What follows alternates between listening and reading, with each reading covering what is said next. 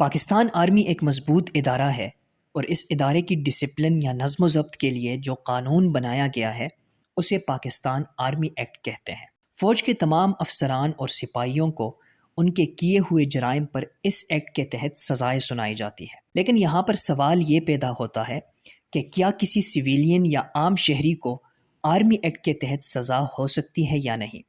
اس سوال کا جواب دینے سے پہلے یہ سمجھنا لازمی ہے کہ آرمی ایکٹ کیا ہے اور اس کے تحت عدالتی کارروائی کیسے ہوتی ہے۔ آئین پاکستان کے مطابق پاکستان آرمڈ فورسز کی ڈیفینیشن میں پاکستان آرمی، نیوی اور ایئر فورس تینوں آتے ہیں، لیکن پاکستان آرمی ایکٹ صرف اور صرف آرمی یعنی لینڈ فورسز پر اپلیکیبل ہے اور نیوی یا ایئر فورس وغیرہ پر یہ قانون لاگو نہیں ہوتا کیونکہ ان کے اپنے قوانین موجود ہیں۔ یہ تفصیلی ایکٹ آرمی چیف کی تقرری سے لے کر سپاہیوں کی ڈسپلن تک ہر چیز کو تفصیل میں ڈسکس کرتا ہے۔ اس ایکٹ میں مختلف جرائم بیان ہوئے ہیں اور طریقہ کار بھی بتایا گیا ہے کہ جب کوئی فوجی افسر یا سپاہی ان جرائم میں سے کوئی بھی جرم کمٹ کرتا ہے تو اس کے خلاف عدالتی کارروائی کیسے ہوتی ہے۔ اس ایکٹ میں عدالتی کارروائی کو کورٹ مارشل کا نام دیا گیا ہے۔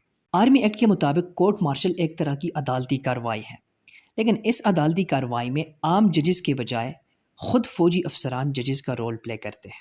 اس ایکٹ کے مطابق کورٹ مارشل کی 4 قسمیں ہیں: general court martial, field general court martial, district court martial اور summary court martial. General court martial اور فیلڈ جنرل کورٹ مارشل کے پاس لامحدود اختیارات ہوتی ہیں اور یہ دونوں عدالتیں ہر طرح کا کیس سن سکتی ہے اور آرمی ایکٹ کے تحت کوئی بھی سزا سنا سکتی ہے، چاہے وہ سزائے موت ہو یا عمر بھر قید کی سزا۔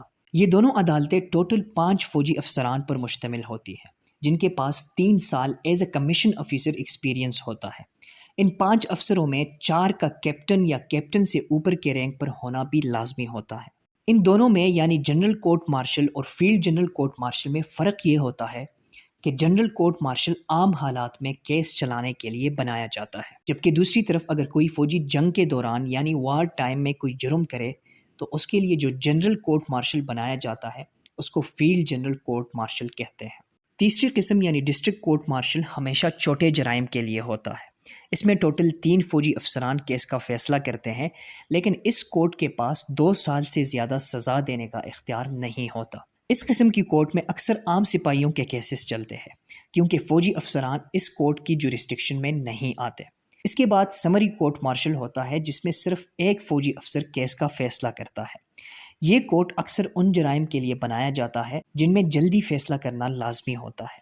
جیسے میں نے پہلے بتایا کہ آرمی ایکٹ فوج سے منسلک لوگوں پر اپلائی ہوتا ہے، لیکن کچھ خاص موقعوں پر یہ ایکٹ سویلین پر بھی لاگو ہو سکتا ہے۔ پاکستان آرمی ایکٹ کے سیکشن 21D میں ان ساری سچویشنز کا ذکر ہوا ہے جہاں ایک سویلین کا آرمی ایکٹ کے تحت کورٹ مارشل ہو سکتا ہے۔ پہلے نمبر پر یہ کہ اگر کوئی سویلین یعنی عام شہری کسی فوجی کو یا فوجی افسر کو ورغلانے کی کوشش کرے کہ وہ اپنی ڈیوٹی نہ کرے یا حکومت کی وفاداری چھوڑ دے۔ دوسرا یہ کہ اگر کوئی سویلین آرمی، نیوی یا ایئر فورس کے کسی بھی اسٹیشن پر یا ان کے آلات اور املاک کو نقصان پہنچائے جو آفیشیل سیکرٹ ایکٹ کے تحت جرم ہو تو ایسے سویلین پر بھی آرمی ایکٹ لاگو ہو سکتا ہے۔ اور تیسرا وہ سویلین جو کسی دہشت گرد تنظیم کا حصہ ہو۔ آرمی ایکٹ کے مطابق ان تینوں کیسز میں کسی بھی سویلین کا مقدمہ فوجی عدالت میں چلایا جا سکتا ہے۔ بہت سارے لوگوں کی یہ بھی کنفیوژن ہوتی ہے کہ کیا کورٹ مارشل کے فیصلے کے خلاف اپیل ہو سکتی ہے یا نہیں۔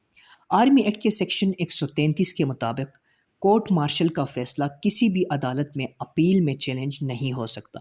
کسی ہائی کورٹ یا سپریم کورٹ کے پاس فوجی عدالت کے فیصلے کے خلاف اپیل سننے کا اختیار نہیں ہوتا، لیکن اس ایکٹ کے تحت ایک کورٹ آف اپیل بھی بنائی گئی ہے جو کہ آرمی چیف یا اس کے منتخب کردہ افسران پر مشتمل ہوتی ہے۔ اگر کسی کو کورٹ مارشل نے سزائے موت یا عمر قید یا 3 ماہ سے زیادہ قید کی سزا سنائی ہو یا اس کو سروس سے ڈسمس کیا گیا ہو تو ایسی صورت میں وہ شخص فیصلہ آنے کے 40 دنوں کے اندر اندر اس کورٹ آف اپیل میں اپیل فائل کر سکتا ہے۔